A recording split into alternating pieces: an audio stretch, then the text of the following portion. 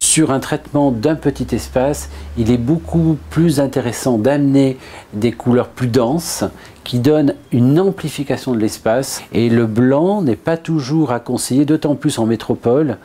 dans des grandes métropoles, villes,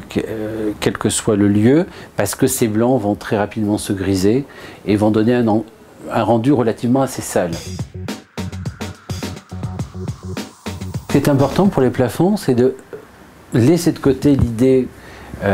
communément admise que le plafond doit être clair, doit être traité en blanc. Il doit être clair de préférence, ça c'est certain, mais le blanc peut déjà se décliner en blanc cassé ou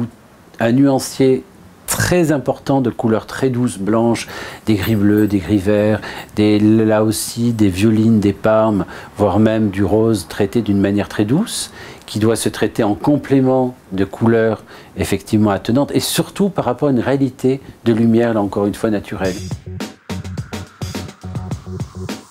Les parents sont partis du principe que de toute façon les enfants viennent et aménagent à leur manière avec beaucoup de couleurs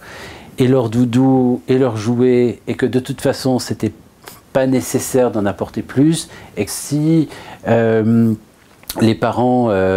voulaient à un moment donné que cela soit laissé à des amis, que la décoration sur cet espace-là soit plus sobre. Idéalement, quand un lieu a une élévation, une hauteur sous plafond environ autour de 4 mètres, ce type de coursive, d'estrade est possible pour des petits-enfants. On a au final réussi, sous la hauteur de plafond dont on vient de mentionner l'importance, un rangement sur 3 mètres carrés environ au sol. Ce qui fait pour un pied-à-terre une surface tout à fait convenable et facile à gérer.